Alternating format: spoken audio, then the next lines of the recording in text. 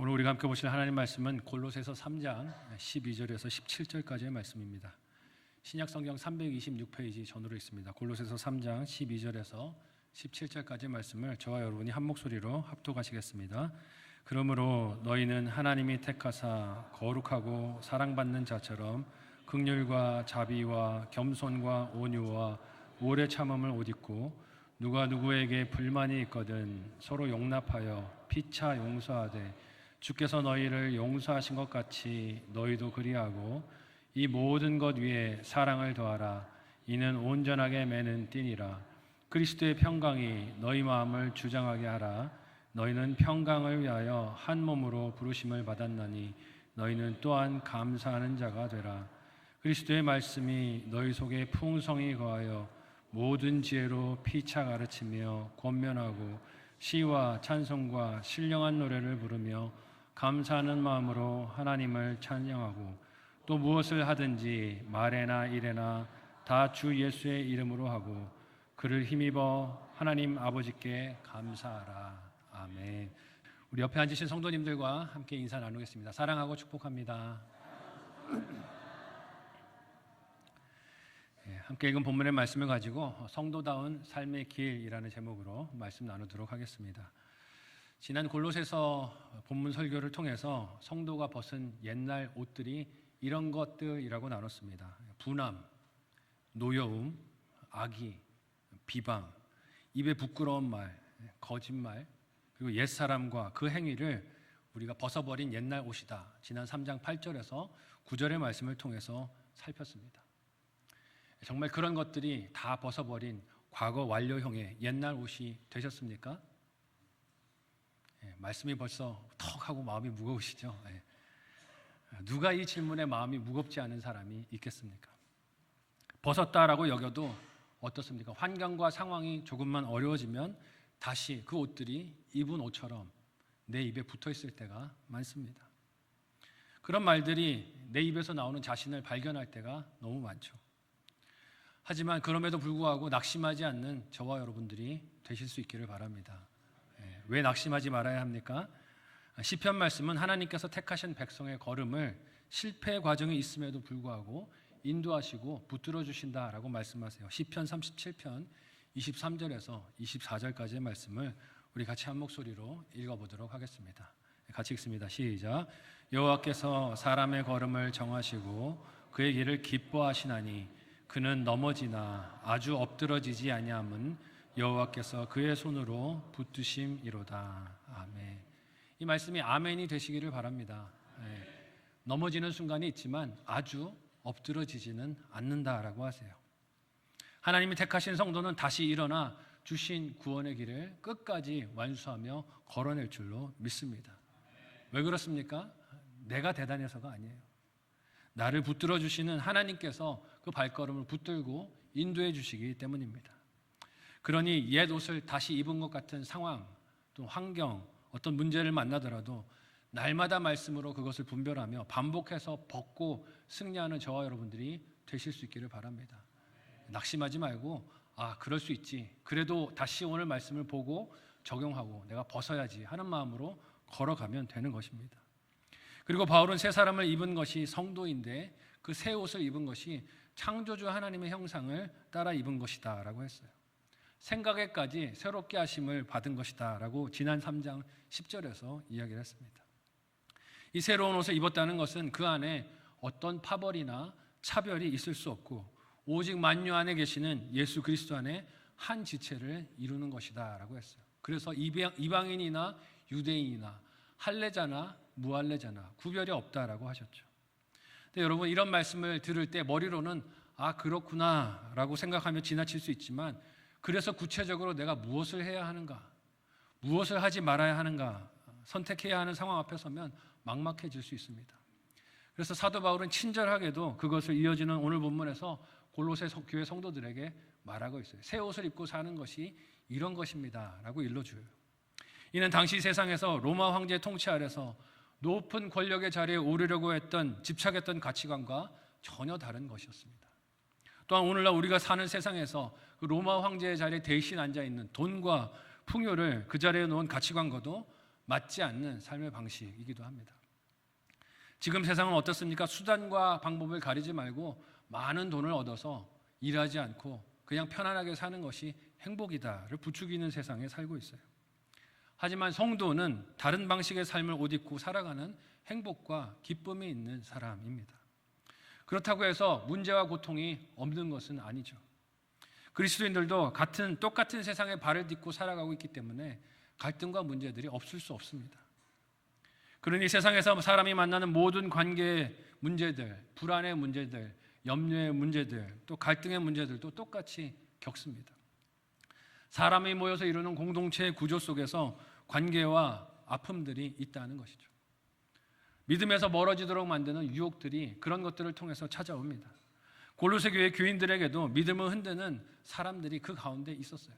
이단에 빠진 사람들도 있었고요.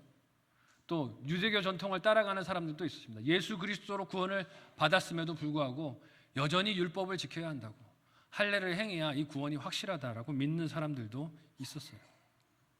황제 숭배 사상에 넘어지는 성도들도 있었습니다. 너무 고난이 많다 보니 이렇게는 못 살겠다, 나는 세상에 나가서 그래도 황제도 숭배하고 살련다 하는 사람들도 있었다는 것이죠.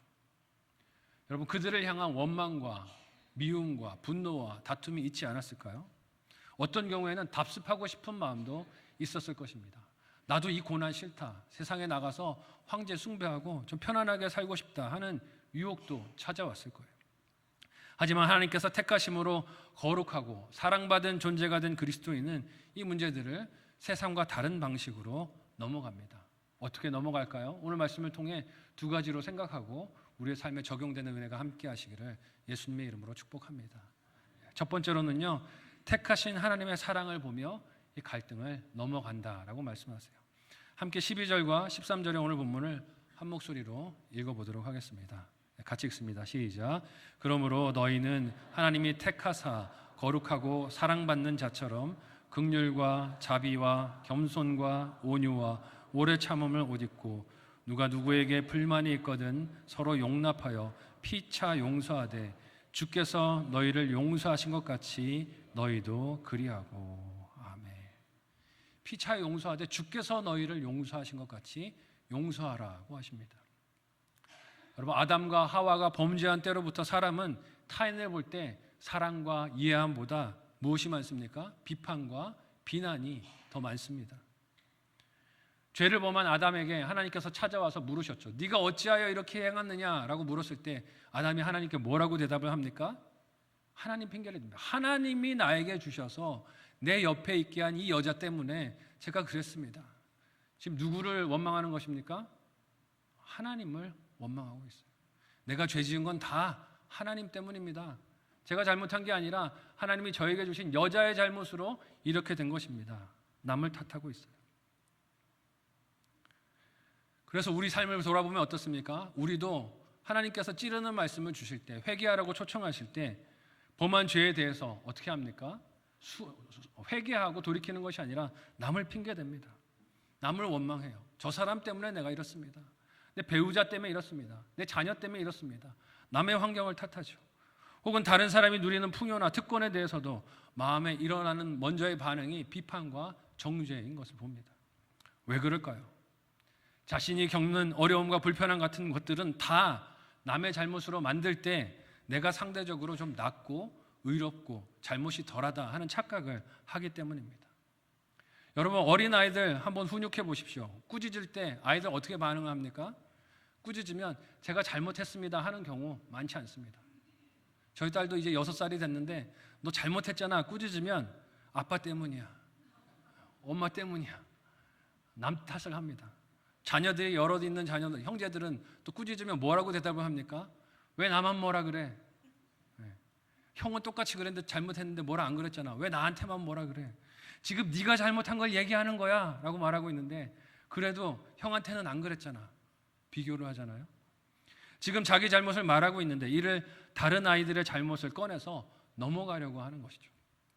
이런 남을 향하는 원망과 불평, 비판의 문제가 세상 밖의 이야기, 교회 밖의 이야기만 될까요? 그렇지 않죠. 교회 안의 이야기도 됩니다. 오늘 본문에서 바울이 기록한 내용에서도 알 수 있듯이 교회 안에도 이런 문제가 있는 거예요. 그러니 사도 바울이 뭐라고 말합니까?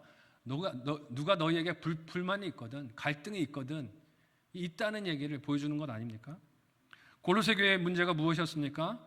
한 몸 된 줄 알았던 교회 안에서 서로에 대한 불만과 갈등이 있었다는 것이에요. 보기 싫은 사람이 있었다는 뜻입니다.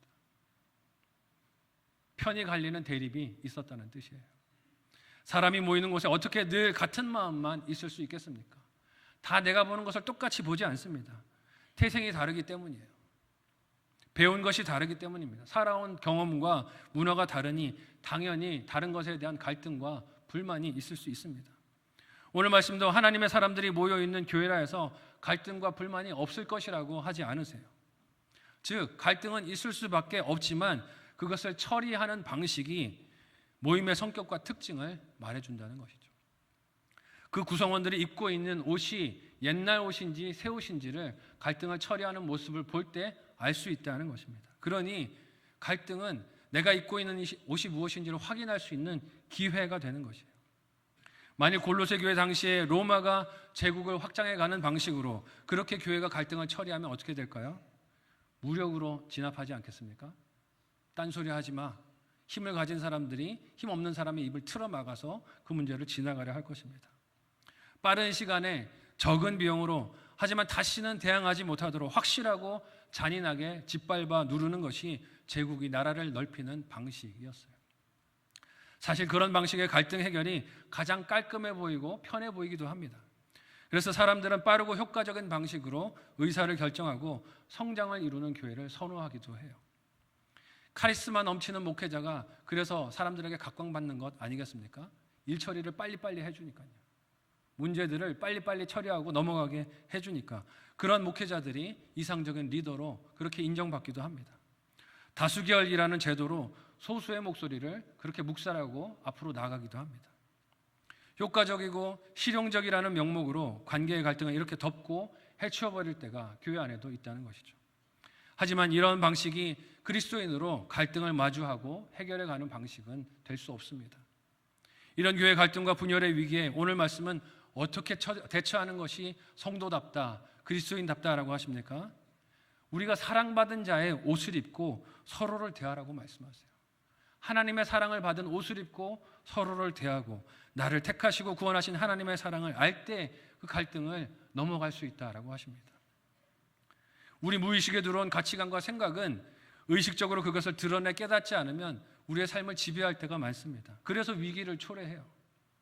매일 노출되는 광고와 TV 프로그램과 뉴스와 인터넷과 사람들의 생활 패턴과 가치관은 우리가 그것을 의식하든 그렇지 않든 그것을 담도록 우리를 끌어당깁니다.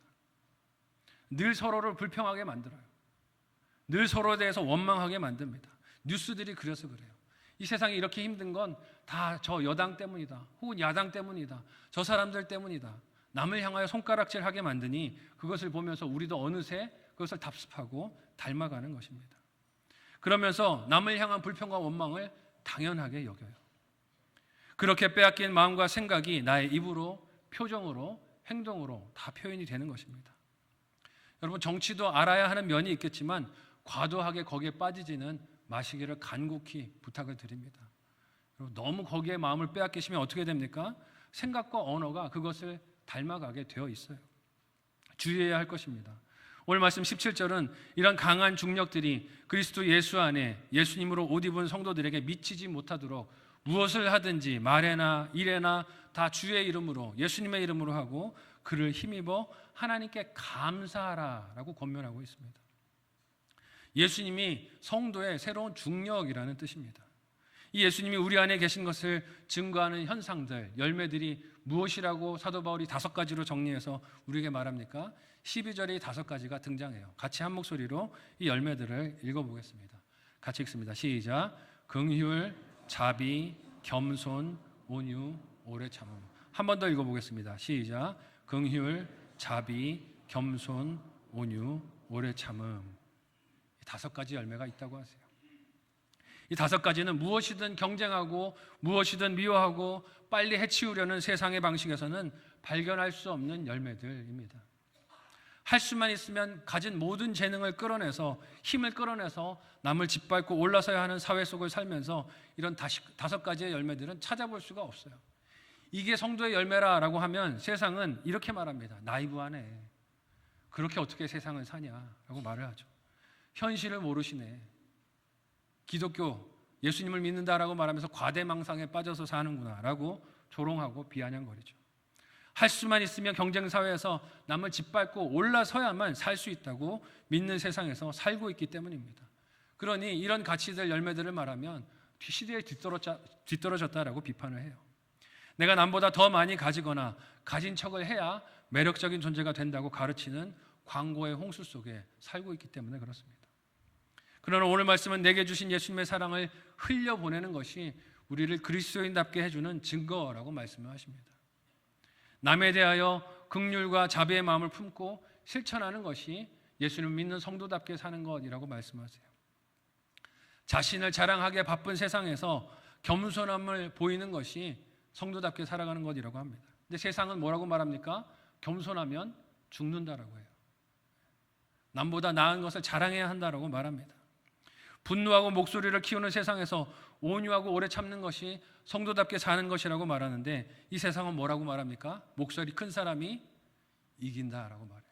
큰 소리 내서 내 의견을 관철시켜야 한다라고 말하죠. 하지만 여러분, 이것은 내 힘과 의지로 될 수 없는 일이기에 내가 받은 사랑의 크기와 넓이와 깊이를 깨닫고 알면 우리 그것을 통해서 우리의 삶에 흘러넘칠 줄로 믿습니다. 내 힘으로는 안 되는 일이에요. 그래서 내가 주님께 받은 사랑을 알고 그것을 내 삶으로 흘러넘치게 할 때 이런 열매들을 맺을 수 있다는 것이에요. 그래서 바울이 무엇을 14절 말씀에서 권면하고 있습니까? 함께 14절을 한 목소리로 읽어보도록 하겠습니다. 같이 읽습니다. 시작. 이 모든 것 위에 사랑을 더하라. 이는 온전하게 매는 띠니라. 아멘. 이 모든 열매 위에 사랑을 더하는 저와 여러분들이 되실 수 있기를 바랍니다.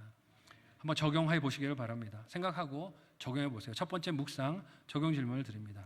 첫 번째는요, 공동체 안에 불편한 사람이 있으십니까?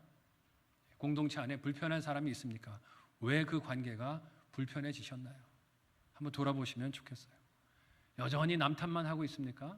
저 사람의 잘못 때문에 이 관계가 불편하다라고 손가락질하고 있는 것은 아닌지 돌아보시면 좋겠어요. 두 번째 적용 질문은 받은 예수님의 사랑을 어떻게 느끼십니까? 받은 예수님의 사랑을 어떻게 느끼십니까? 그 사랑에 놀라고 계십니까? 아니면 당연하다라고 여기고 있습니까? 한번 돌아보시고 가정과 목장에서 적용해 보시면 좋겠어요. 두 번째로 성도답게 살아가는 믿음의 여정 길은 평강의 이유를 예수님 안에서 발견해야 한다고 하십니다.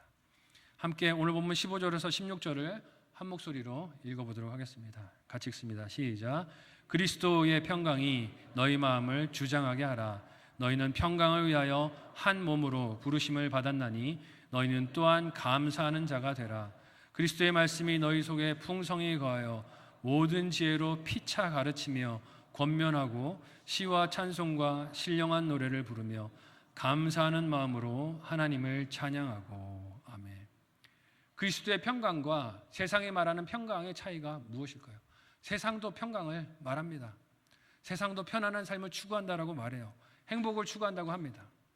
세상이 말하는 평강은 끊임없이 비교하고 저울질하는 것 때문에 한결같지 못하다라는 특징이 있습니다. 실상은 평강이 없는 것이죠. 하지만 사람은 자신이 그 평강을 가졌다라고 착각을 합니다. 신기루와 같은 평강이 세상의 평강이에요. 물질로 평강을 누리려는 사람은 어떻습니까? 늘 나에게는 이만큼만 있으면 행복할 것 같아, 평안할 것 같아를 부르짖지만 어떻습니까? 그만큼을 갖게 되면 더 많이 가진 사람이 눈에 보여요. 그래서 내가 이만큼 가지면 평강하겠다 했던 마음이 싹 사라집니다.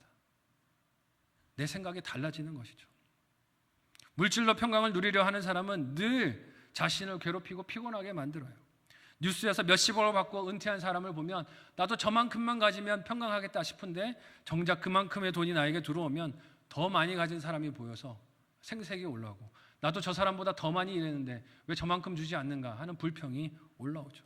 그 자리에 이르면 나보다 더 많이 가진 사람이 보여서 마음이 불편하고 질투가 납니다.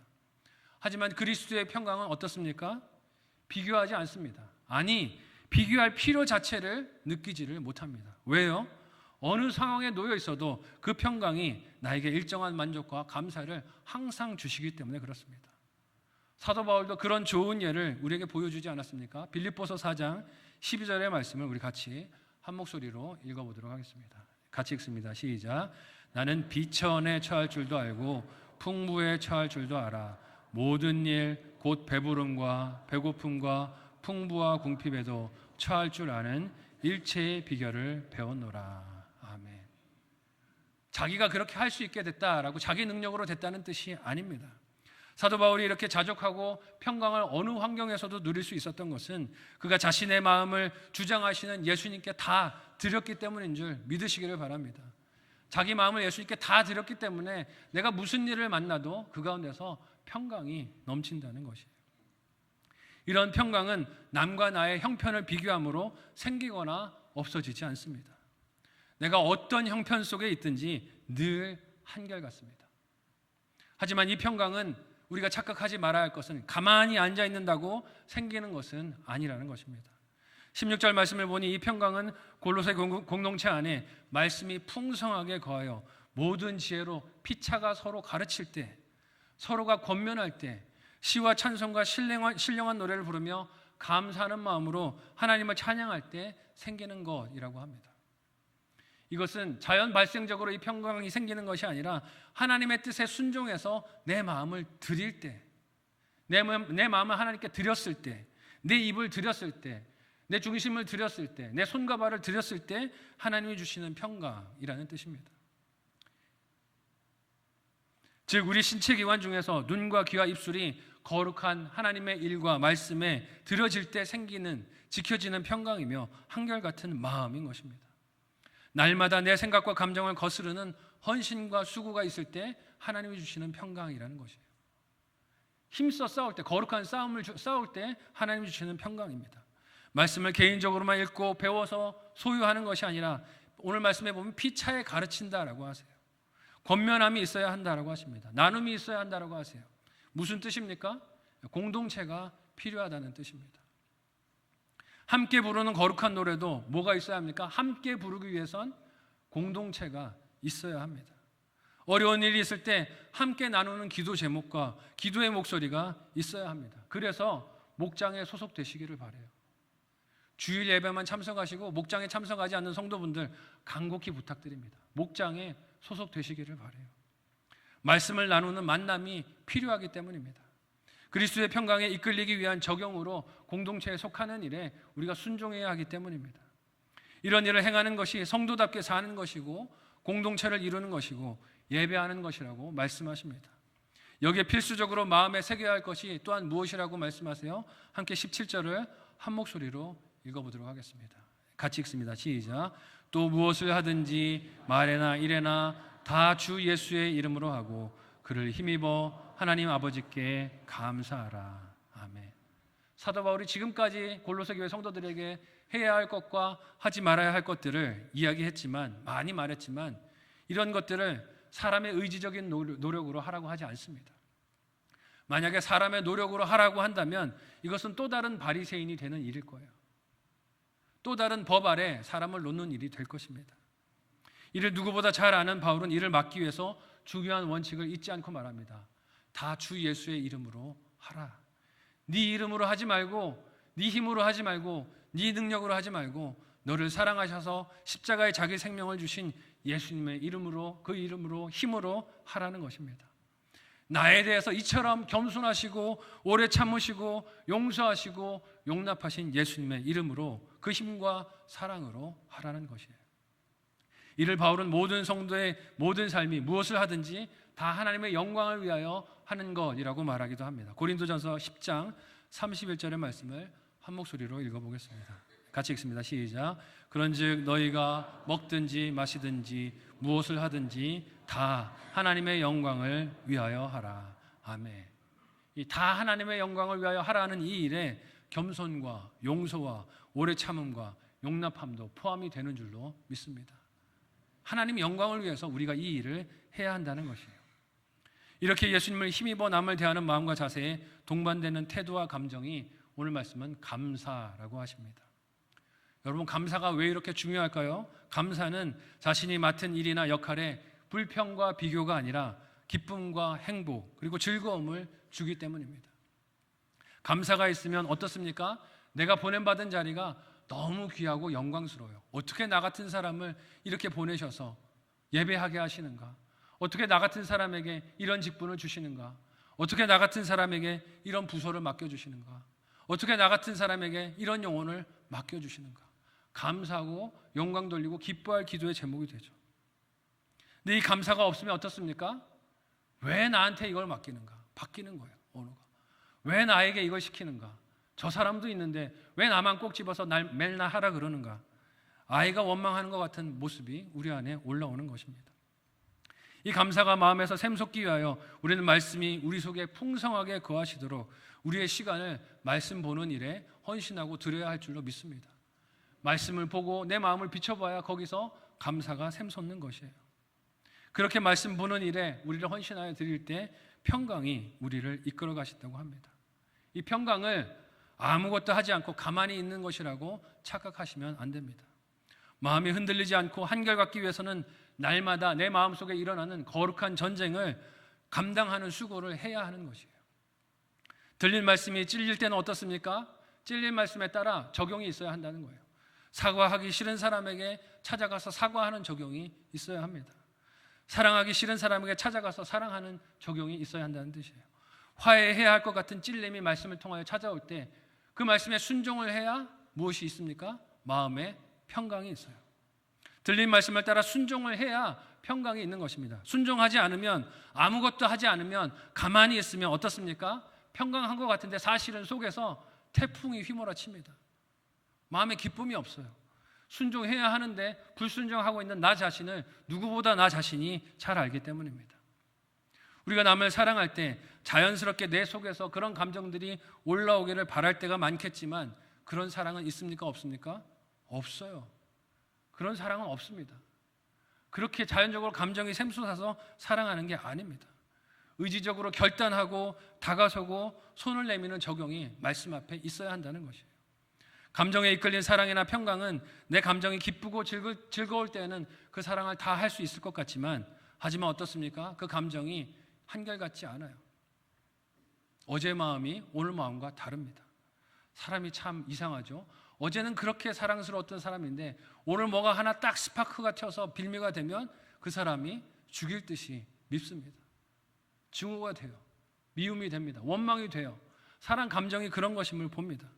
어제는 좋았다가 오늘은 원수같이 보이게 만드는 것이 사람의 얕은 감정인 것을 봅니다. 그것이 우리의 변덕스러운 마음이며 연약함입니다. 오늘 말씀은 이 그리스도인다운 옷을 입고 세상에 살아가기 위해서 그리스도의 평강이 너희 마음을 주장하게 하라고 하세요. 네 생각이 아니라, 네 감정이 아니라, 네 경험이 아니라, 네 판단이 아니라 그리스도의 평강이 너희 마음을 주장하게 하라고 권면하십니다. 항상 예수님을 앞에 두고 날마다 다가오는 분노와 분열의 공격들을 평강과 온유함으로 싸워 이기는 저와 여러분들이 되실 수 있기를 바랍니다. 예수님이 앞서시는 우리가 되어야 할 줄로 믿어요. 그것이 우리를 그리스도인답지 못하게 살게 하려는 악한 의도와 공격들로부터 우리를 지켜보아여 주시고 이끄시는 하나님의 은혜가 된다고 하십니다. 마지막으로 생각하고 적용해 보시기를 바랍니다. 마지막 묵상 적용 질문을 드리겠습니다. 첫 번째는요, 나는 평강의 조건을 무엇이라고 여기고 있습니까? 나는 평강의 조건을 무엇이라고 여기고 있습니까? 돈입니까? 얼마면 되겠습니까? 네. 돈이라고 생각하시면 도대체 얼마가 있으면 마음이 평강하시겠습니까? 세상에 그런 액수가 있습니까? 없습니까? 없다는 거. 안 가져봐서 모르시겠다고요? 그런 말씀하시면 안 되는 거예요. 네. 그런 액수는 세상에 존재하지 않습니다. 나는 모든 일을 예수의 이름으로 하고 있습니까? 나는 모든 일을 예수님의 이름으로 하고 있습니까? 나의 감사 제목은 무엇입니까? 기도할 때 늘 하나님께 달라를 외치는데 하나님께 감사합니다. 내게 이런 직분 주셔서 감사합니다. 이런 가족 주셔서 감사합니다. 이런 역할 주셔서 감사합니다. 라고 감사하는 감사의 제목은 무엇인지 생각하고 돌아보시면 좋겠어요. 여러분, 혹시 나의 성도된 정체성에 혼란을 겪고 계신 것은 아닙니까? 가정과 교회에서 겪는 갈등의 상황들로 인해서 왜 나에게 이런 일이 찾아왔는가? 오늘 찬양 때도 그런 찬양을 하셨는데 왜 나한테 이런 일이 찾아왔는가?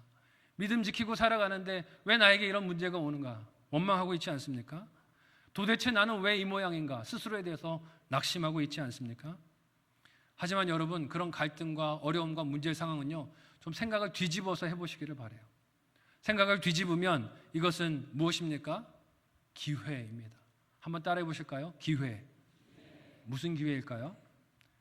내가 성도됨을 보여줄 수 있는 기회인 줄 믿으시기를 바랍니다. 세상은 갈등을 힘과 효율로 혹은 경제적인 이익의 논리로 풀어가라고 하지만 그리스도의 몸된 공동체는, 교회는 이를 그리스도께 고정된 시각 안에서 풀어간다고 하세요.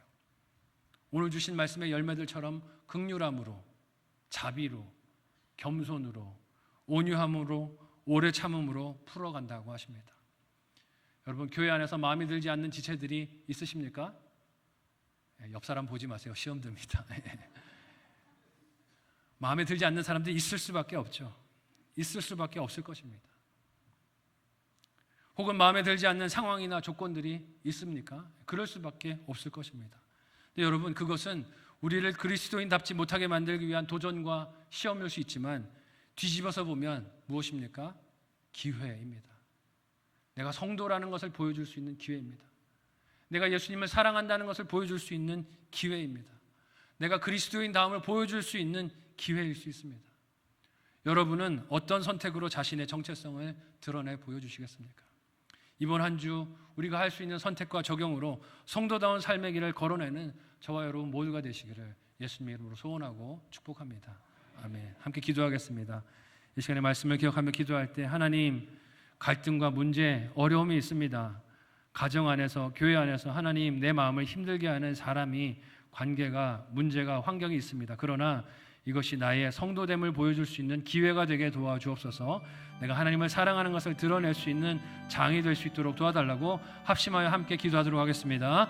하나님, 은혜를 감사합니다. 우리를 사랑하셔서 예수 그리스도 맺는 하나님의 자녀들로 불러주시고 하나님 인도하여 주셨습니다. 하나님, 우리가 믿음을 따라가는 길에서 많은 어려움들을 만나고 갈등들을 만나고 문제들을 만나고 하나님 시험을 만나지만 거기서 내가 성도라는 것을 보여줄 수 있는 하나님의 자녀들 다 되도록 인도하여 주옵소서. 문제와 고난과 어려움이 변하여 기회가 되는 줄로 믿습니다. 하나님, 내가 하나님 백성인 것을 이 어려운 가운데서 보여주게 하여 주시고 믿지 않는 안타까운 영혼들을 주님 품으로 인도하는 일에 복되게 쓰임받는 하나님의 자녀들 다 되도록 도와주시옵소서. 오늘도 주신 은혜를 감사합니다. 말씀이 우리의 삶에 적용되게 하여 주시고 오늘 들은 말씀과 같이 이 5가지의 열매들을 맺으며 하나님 백성된 삶의 향기들을 드러내는 우리 모두가 되게 도와주시옵소서. 감사하며 예수님의 이름으로 기도합니다. 하나님, 감사합니다. 우리를 사랑하셔서 예수 그리스도로 새 옷을 입게 하여 주시고 새로운 피조물이 되게 하여 주셨습니다. 하나님, 그럼에도 불구하고 여전히 옛 옷을 입는 어리석고 부족한 우리를 불쌍히 여겨주시고 날마다 예수 그리스도의 평강이 우리를 이끌어 주셔서 하나님, 우리가 예수 믿는 성도된 것을 이 어려움의 상황 가운데서도 보일 수 있도록 인도하여 주옵소서. 우리가 만나는 갈등과 어려움과 문제들이 내가 성도된 것을 보여줄 수 있는 기회인 것을 잊지 않게 하여 주시고 시각에 전환이 있게 하시고 생각이 전환이 있게 하여 주셔서 우리가 성도됨을 보일 수 있도록 도와주시옵소서. 하나님, 또 추석 명절이 한 주 앞으로 다가왔습니다. 하나님, 우리 가족들을 많이 만나게 될 터인데 그 자리에서도 우리가 하나님의 백성인 것을, 성도인 것을 드러낼 수 있도록 우리가 미리 기도로 준비하고 말씀으로 무장되어 나아가도록 도와주시옵소서. 감사하며 예수님의 이름으로 기도하옵나이다. 아멘.